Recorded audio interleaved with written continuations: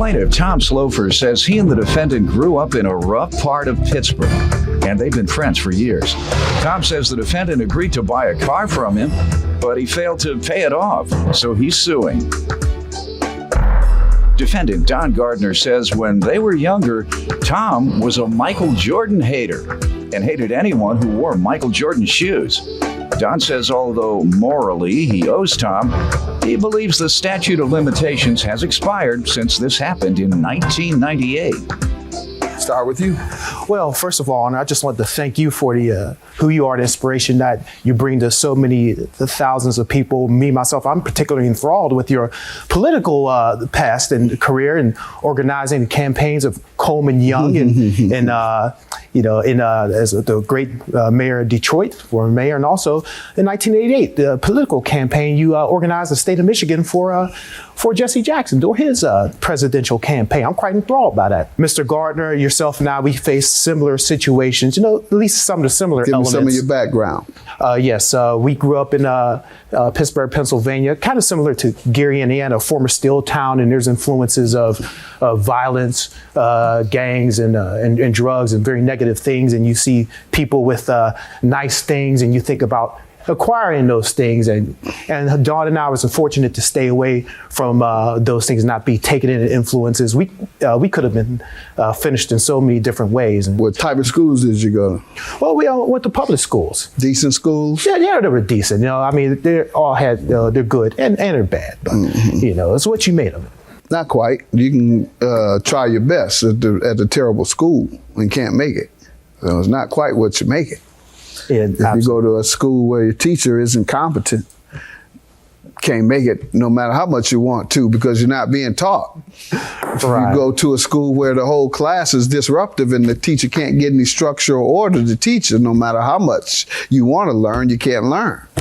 If you don't have parents at home who will make you do your homework, no matter how much you want to learn, if you're not doing your homework, you're not going to learn. Absolutely, you're right. So I just like to point that out every time we hear about things that are going on that cause people to live destructive lifestyles. A lot of it is rooted in education, and that's probably why you all were able to recover from your life of the streets.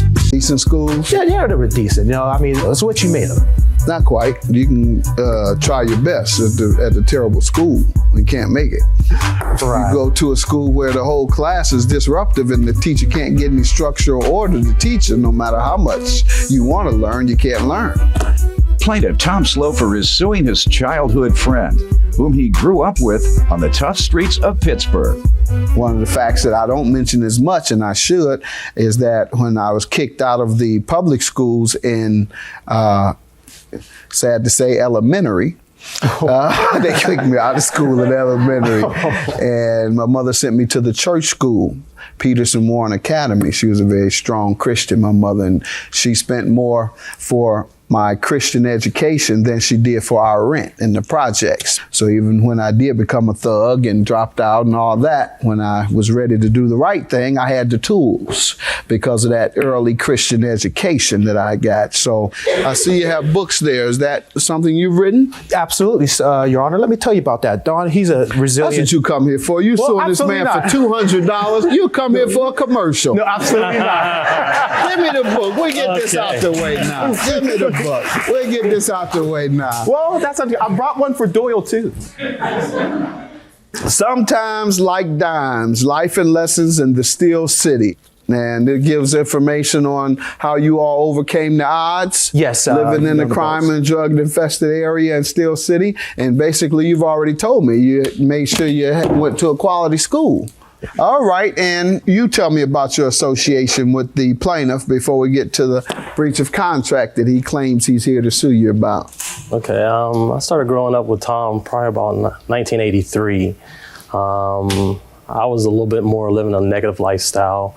Tom seemed to be more of an articulate, Farnsworth, Bentley type of guy. He kind of shied away from all the negativity around. Good. One thing about him, as far as his articulate nature, he had a dislike for Michael Jordan, and people wearing Jordan tennis shoes.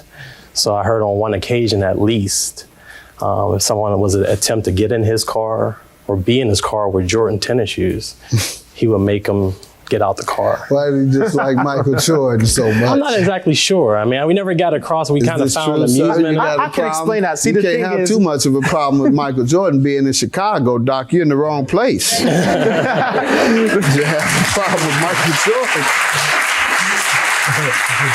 Well, the thing is, Your Honor, back then, you could watch WGN all the time, or you could watch TBS, and either you got Michael Jordan every night in the Bulls, or you got Dominique Wilkins in Atlanta, and I was in the Dominique Wilkins camp. So I don't dislike Michael Jordan. He's a great one of the best who ever played the game. Let me tell you the number one, Magic Johnson.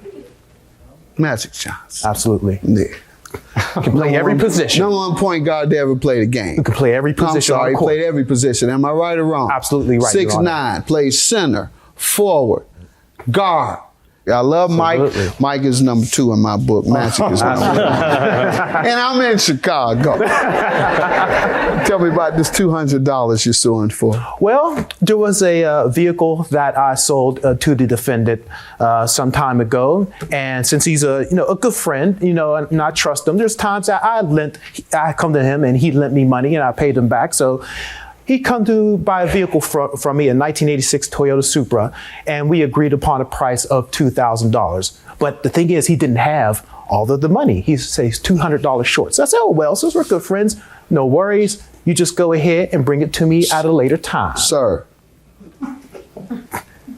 I know you're suing for $200, but if that was a 1986, that car is over 25 years old. That's not worth $200. I give you 20 on it. Well, the car was in 1986, but it didn't happen back then. Oh, it didn't happen. Yeah, the vehicle year. It happened about 1998. That's when the sale had So why'd occurred. you wait the car? That's why I was trying to give him time to come No, through. you were trying to finish a your buddy. book. That's what you were trying to do. You were trying to finish your book. You said, woo, now I'm finished. I can go and sue and get on Judge Mathis and get my money. Because that was when, 98? That's about the time we started our show, in 99. Yeah, buddy. I know the game. I was a late comer. Do you owe him this $200 for the car? Morally, there's a debt there. Morally. All right. See, he still got the game too. He say morally, knowing that legally you're beyond the statute of limitations, sir. A 1998 lawsuit? He's a friend. I was attempting to be patient. I was trying to give him time to come No, through. you were trying to finish your buddy. book. That's what you were trying to do. He said, woo, now I'm finished. I can go and sue and get on Judge Mathis and get my money. Because that was when, 98? That's about the time we started our show, in 99. Yeah, buddy. Plaintiff Tom Slofer is suing his childhood friend, whom he grew up with on the tough streets of Pittsburgh. You want to be moral today and pay him? I'm just.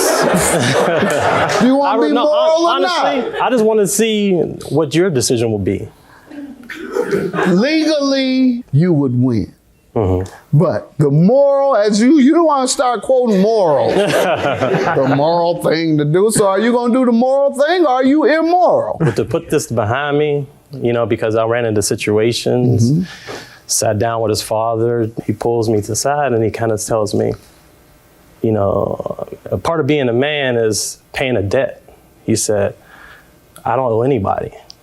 And I just want to bring closure to it. So whatever it makes me look right in society's eyes or in his family's eyes, I'll do. Good man. You're a good man. You gentlemen appear to be well-adjusted, dignified, and I'm glad to see that from guys who grew up in tough neighborhoods. So congratulations to you both. Good luck on your book. Thank you, Your Honor. Congratulations on being a moral, upstanding man who, despite the fact that legally you do not owe him, you intend to pay him because of the ethics that you now have, right? Oh, definitely. Good luck. Have a good day, gentlemen. Thank you, Your Honor. We're all here for each other. And hey, no problems at all whatsoever now, right? Yeah, definitely. Sounds good to me. Okay. And Doyle? Yes. This one's for you, sir. All right, thanks.